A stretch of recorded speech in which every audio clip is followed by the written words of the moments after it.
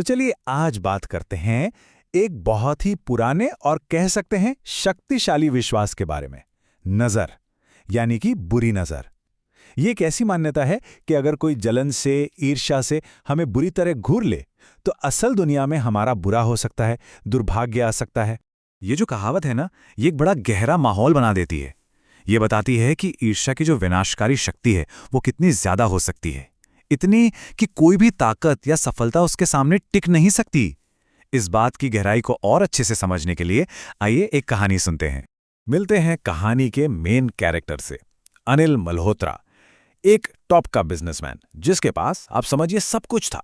एक जबरदस्त सफल कंपनी, आलीशान ऑफिस और खुद पर तो घमंड की कोई सीमा ही नहीं थी। पर इतनी कामयाबी के बाद भी अनिल के दिल में ना एक कांटा चुभता था। वो अपने कॉम्पिटिटर नमन अग्रवाल से जलता था। उसकी कंपनी अचानक से बहुत अच्छा करने लगी थी और ये बात अनिल को अंदर ही अंदर खाए जा रही थी। और यहीं से खेल बिगड़ना शुरू होता है। देखिए, जब बिजनेस में नुकसान होने लगा तो अनिल का दिमाग लॉजिक लगाना छोड़ देता है। अपनी नाकामयाबी की असली वजह ढूंढने के बजाय वो एक अंधविश्वासी और आसान से जवाब की तरफ झुकने लगता है। ये हमें बताता है कि कैसे डर और जलन हमें सही गलत सोचने की शक्ति से दूर ले जा सकते हैं। हताशा में इंसान क्या नहीं करता, है ना? अपने ड्राइवर से कुछ सुनकर अनिल ने एक ऐसा कदम उठाया जिसने सब कुछ बदल दिया।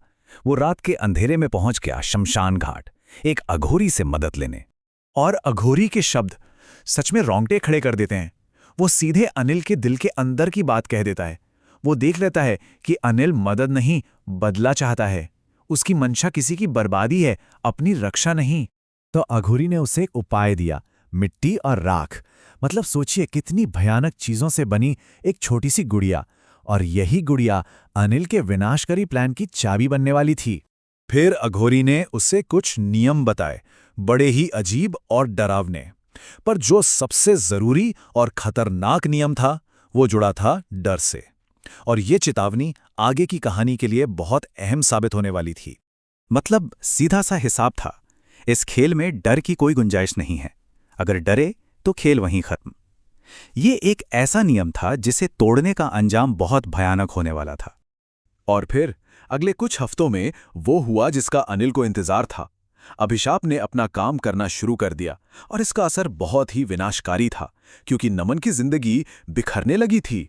अभिशाप का असर बहुत तेज और भयानक था। एक के बाद एक नमन पर जैसे मुसीबतों का पहाड़ टूट पड़ा। और कमाल की बात यह थी कि जैसे जैसे नमन बर्बाद हो रहा था, अनिल की किस्मत आसमान छू रही थी। लेकिन कहते हैं ना, जो दूसरों के लिए गड्ढा खोदता है, अपनी इस जीत के बीच भी अनिल के साथ कुछ अजीब और डरावनी घटनाएं होने लगीं, जो उसके कॉन्फिडेंस को धीरे धीरे तोड़ने लगी थीं। ये वो अलौकिक घटनाएं थीं जिन्होंने अनिल के मन में डर का पहला बीज बो दिया। और बस यहीं उसने अनजाने में अघोरी का सबसे जरूरी नियम तोड़ दिया। उसे डरना नहीं था, पर अब वो डर चुका था। तो अब कहानी अपने उस मोड़ पर आ पहुंचती है जहां अनिल का डर उसी के लिए काल बन जाता है और अभिशाप को उसी पर वापस लौटा देता है। वक्त था रात के 2:47। हर रात ठीक इसी वक्त अनिल के साथ कुछ अजीब होता था। पर आज की रात ये वक्त खौफ का दूसरा नाम बनने वाला था। सोचिए, ऑफिस में बिल्कुल अकेले, और अनिल अपनी आंखों से देखता है कि उस गुड़िया का सिर धीरे धीरे अपने आप घूम रहा है। ये वो पल था जब उसे यकीन हो गया कि ये अलौकिक ताकतें असली हैं और अब उसके ही खिलाफ हो चुकी हैं।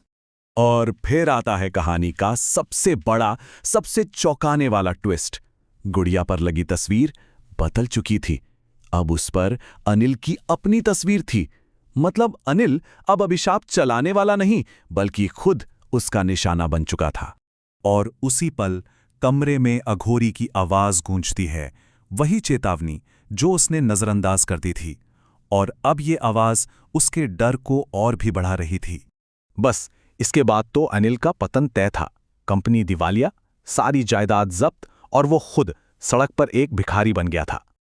और यहीं कहानी का असली सबक सामने आता है।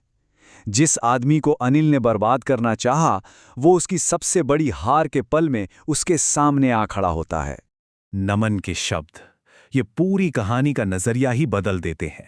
वो साफ कहता है कि ये सब किसी जादू टोने का नहीं बल्कि अनिल के अपने ही कर्मों का फल है। और यहीं इस कहानी का असली मतलब छुपा है।